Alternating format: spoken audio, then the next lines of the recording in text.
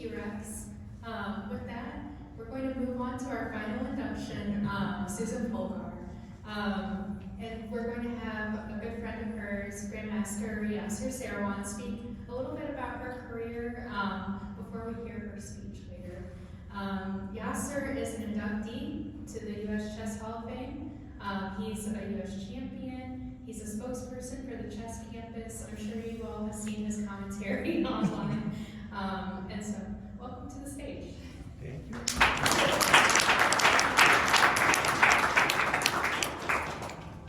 Thank you. My goodness. Hello, ladies and gentlemen. Thank you for those heartfelt words from the Webster University. They were endearing. They were just so beautiful. So thank you for that. And I, of course, I'm working a little niche for myself. I always get to introduce Susan, so this is my time to shine. Susan, of course, was the oldest of the Polgar sisters, and became a trailblazer because Susan was unique. She didn't play exclusively in the women's game. Ooh, no. On the contrary, she played in the men's game, and she played very successfully. When I first played in my first Olympiad, it was the men's Olympiad. That's what they called it, the men's World Championship, the women's World Championship, the women's Olympiad, the men's U.S. Championship. Today, they don't use the word men's. That's gone. They now call it the Open Championships. And why is that? Well, the answer is before us. Susan Polgar was not only successful as a female player, but she was one of the earliest and most deserving male grandmasters.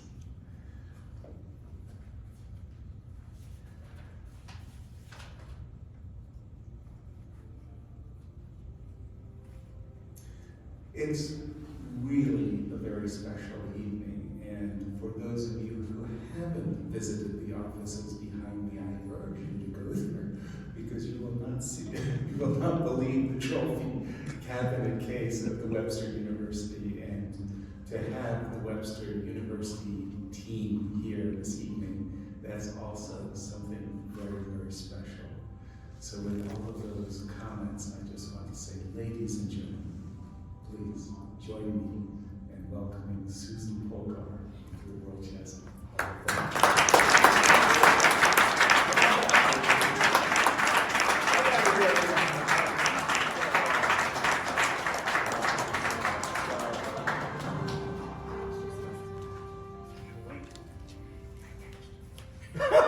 I want it. Oh no. Okay, I'll come back. I was great. You were great. That's the only mistake Susan Polgar has ever made in her life. Women's World Chess Champion Susan Polgar's Black Tech States, born in Budapest, Hungary. Susan immigrated to the United States in 1994. The top-ranked woman in the world at 15 years of age. In 1991, she became the first to earn Grandmaster title by norms and rating. Polgar won the Women's World Champion and Blitz Championships in 1992. Her victory in the 1996 Women's World Championship also made her the first Triple Crown winner. Polgar won 12 Olympiad medals, 5 gold, 4 silver, 3 bronze, and led the U.S. to second place in 2004. She was undefeated in 56 games played on board 1. Susan has coached men's college Division I teams at Texas Tech University for 2011 and 12, and Webster University here from 2012 to 2018, to a record 7 consecutive national championships and 10 consecutive years as the #1 ranked collegiate chess team in the nation. So it's a great honor for me to induct into the World Chess Hall of Fame, Grandmaster Susan Polgar.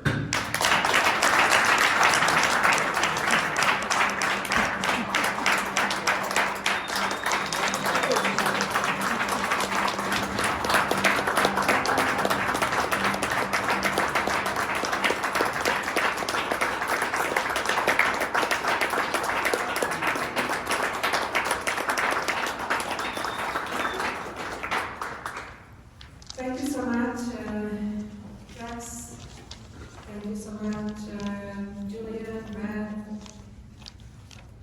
Emily, Yasser, John, dear guests, everybody who's here to support me tonight. It means a lot to me. It means a lot to me that this celebration is taking place right here at SPICE at Webster University, which I considered my home for the past decade or so, and of course will always be very dear to my heart. It's always a special feeling to be back. So many good memories, so many success stories that we wrote here together with Webster University, with students, with the current director, Lim. It also feels great to be inducted to the World Hall of Fame with Bent Larsen and Lajos Portis, both of whom I have got to know very, very well over my chess playing years. Bent Larsen was a dear friend, and so was his wife, Laura. Bent had been one of my seconds, actually, at my first attempt at the Women's World Championship. When I was in China, in Shanghai, China, and actually I won that tournament with 3.5 points ahead of second place, so very pleasant memories. And of course with Lajos Portis, I've known him since maybe 5 years old or so, or 6. He has been a legend, obviously, of Hungarian chess and world chess as well, but especially Hungarian chess. And actually I have some funny stories with Lajos. We became friends over the years, although it started a bit challenging a bit because we played for the same team in Budapest, MTK. And he used to give these weekly lectures, lessons to the players of the team. But when I was just like a little girl, 5, 6, 7 years old, he thought a little girl does not belong around the table where he was giving his lectures. So a few years later, as I became a better player and made it to the A team of MTK, one day we were traveling down to Zalaegerszeg, of all places, which is his home city. And we would go with a bus, with a team bus. The team consisted of 14 players. He was board 1, I was the junior board. And of course the team manager and some other people. So we were on this trip, not too long, but a couple hours of drive.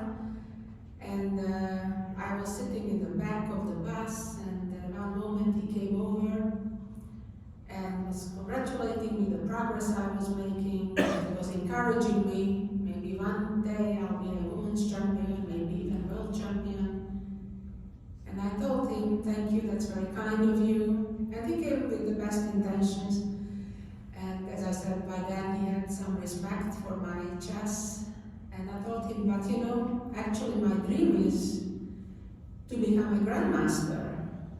And you know, at that time, we're talking about around very early 1980s. So I think there were maybe just about a couple hundred grandmasters at that time. And he told me, he started burst out laughing. He thought it was the funniest thing I said, that how could a girl to become one to become a grandmaster. And basically he was saying something along the lines that that's an unrealistic dream, but maybe, you know, you definitely could become a woman world champion. Many years, about 10 years forward, 1991, we were playing in the Hungarian Super Championship,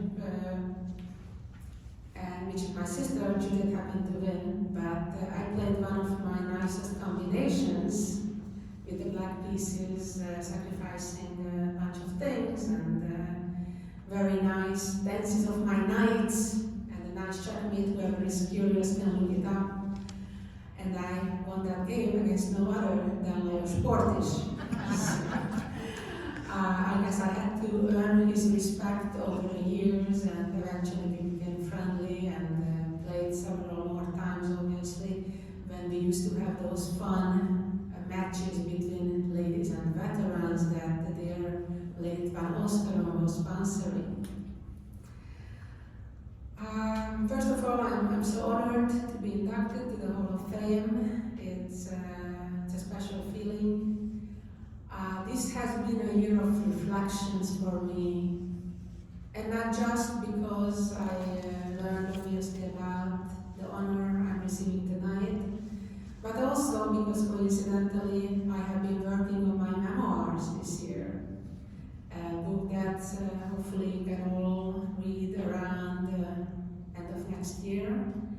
But it's not a chess book, unlike Breaking Through, which is my previous book of my biography, but it will be no chess in it. So for all of you who are non-elite chess players, hopefully you all enjoy about the story, the struggles, the joys, the adventures that I lived through the past 5 decades through chess.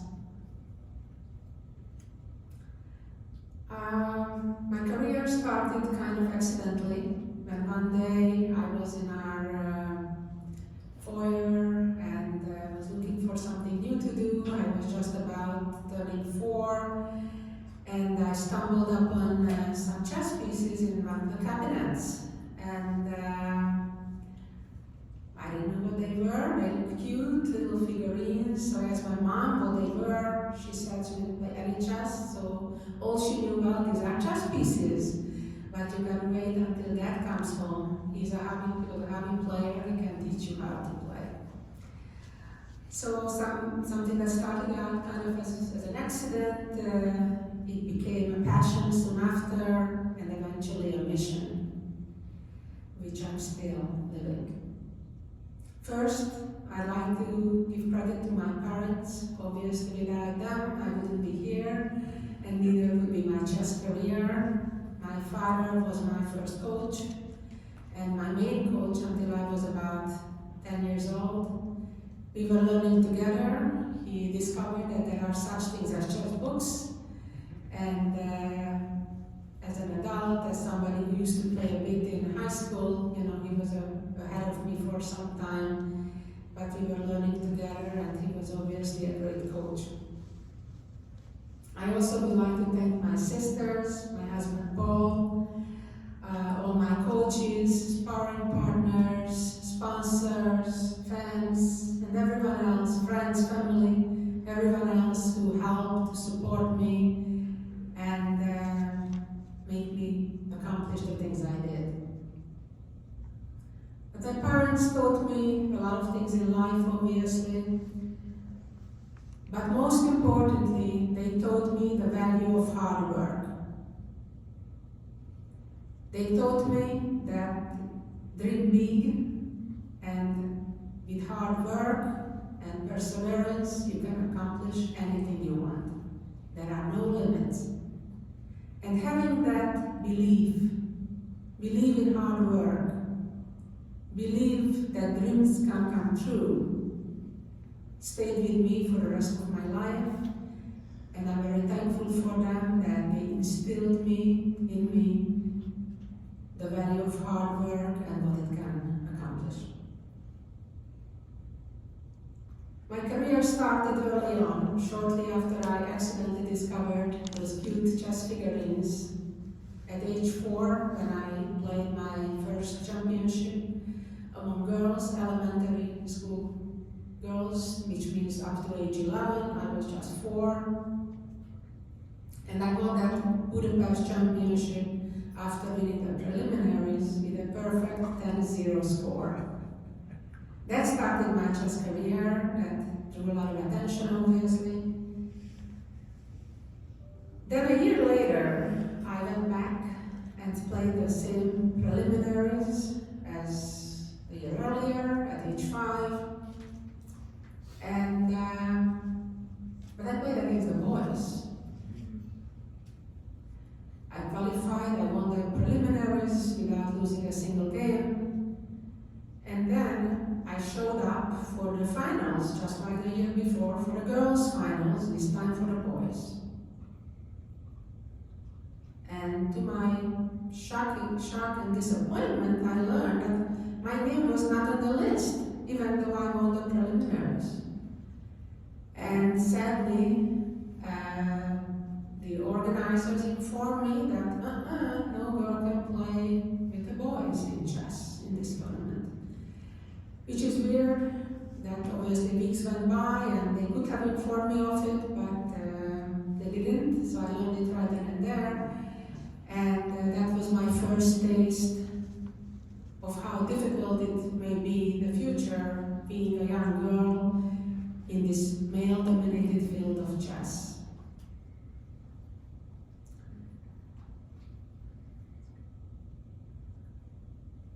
Moving much forward, I had my first international challenge when at age 12. I was nominated to represent Hungary at the World Girls Under 16 Championships. Again, I was playing 4 years up, and I won that as well, undefeated. So that was my first international success when I got discovered internationally. Then 3 years later, at age 15, I became the youngest world #1 player. And then I said, wow, things are going great, despite the challenges, despite the difficulties of being a girl in this men's world. Most tournaments I used to play, I used to be the only woman player, later one of the few. But then I was, as I said, #1 in 1984, then in 85, then in 86. And all of a sudden, the FIDE and the Soviets did not like the fact that a non-Soviet young girl is leading the ranks of the world rankings, and not one of their greats, Gaprinashvili, Chiburdanidze, or somebody else. And if you can believe, it's hard to believe even today that this got approved, but it did. They decided to gift, kind of as a Christmas gift, to all women players 100 free rating points. It's hard to believe that it's possible, except me, of course. Except me. So they artificially took me off the #1 ranking. Now, by the way, even though they gave 100 points to Chiburdanidze and everybody else, I was still #3 on the ranking. So it's like, imagine that they would give everybody 100 points but Magnus or something like that. So I was getting used to the fact of discrimination, of challenges. The next thing that happened, I qualified in that same year, 1986, as the first woman ever to qualify for the World Championship cycle, the men's World Championship cycle, as it used to be called. And my heart was broken again a few months later when I learned that you cannot play. This is the men's World Championship, and therefore I couldn't play. The good news is that thanks to those incidents, FIDE eventually removed the name men's, and today it's called the Open Olympia, the Open World Championship, and I paved the road to the next generation of women behind me.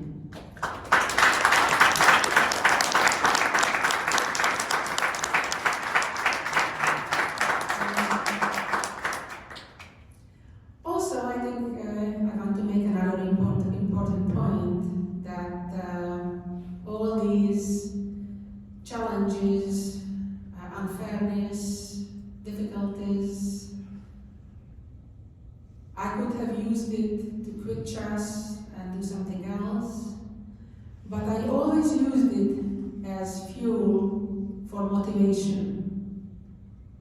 to prove people wrong, to show that despite all the difficulties, I can overcome it. and work even harder and show that girls, women can accomplish just as much as men can.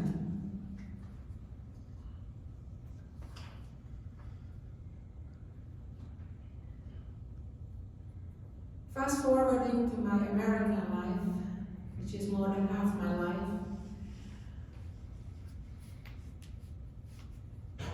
When I moved here in '94, I had a dream.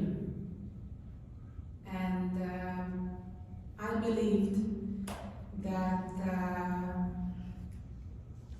we chess players dedicate ourselves just as much, we train just as hard as other athletes, and I felt it's unfair that they are being celebrated, they are being respected, they are household names, they got financially rewarded like literally 100 times more than we used to be.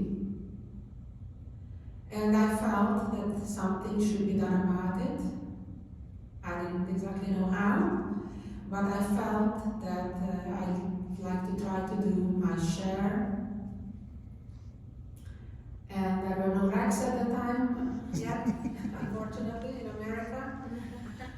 But that was exactly my dream, to find people like you, Rex, to support chess, to celebrate chess players, to give them opportunities, to make a decent living, and all those nice things, you know. I got media talking about chess, and one day, out of nowhere, I got a phone call and got introduced to, or reintroduced to Frank Nero, who happened to be the executive director of the US Chess Federation at the time, and he had that same vision and passion to try to get chess the visibility and recognition it deserves. Of course, he's a big lover of chess.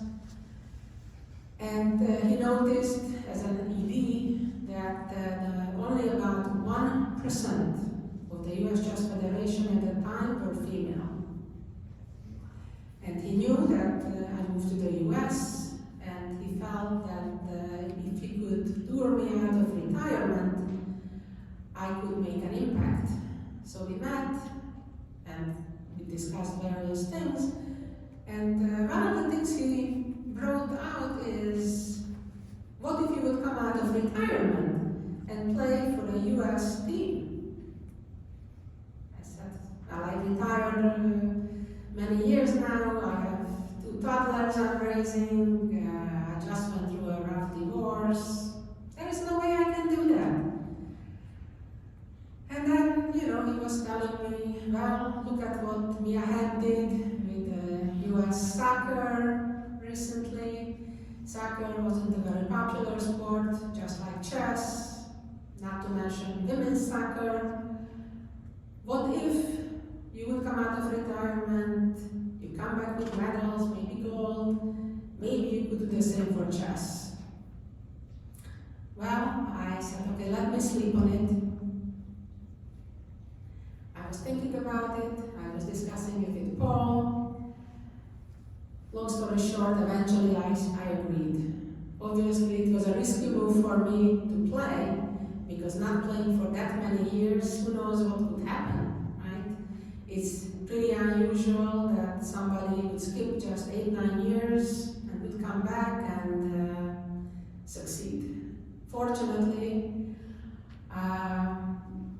we managed to not only managed to come back, we won a team silver, we were really close to even get gold, but I personally did actually my best ever Olympic performance, in fact had the best overall performance of the entire Women's Olympiad. So I'm glad I could contribute also to American chess after my other successes on behalf of Hungary. And you'd think that when the next Olympiad came around, 2006, the US Chess Federation would be eager to have me on the team again. Not not quite so. In fact, they changed various rules and basically wanted me to play in various qualifying events, even though I was by far the highest rated American woman player by like 140 points. And basically, they did not want really me to play.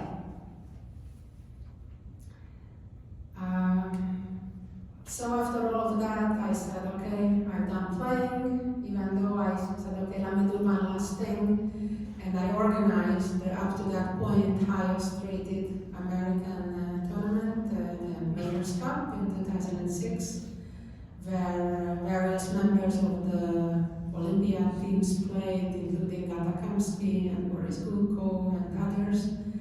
And I finished second only to Gata Kamsky. So that was my 2006 in the summer last rated tournament, just before the Olympiad, but it didn't matter to anybody, obviously. And after that, I basically retired from my playing career.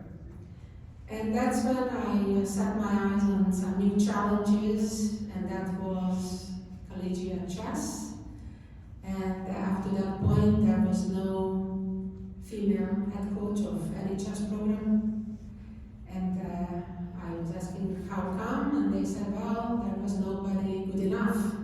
Well, that's the challenge I needed to hear, as usual. And I said, okay, let me see what I can do. And as it was earlier mentioned, starting at Texas Tech, we also started with nothing, obviously, from scratch, no chess sets, no nothing, no team.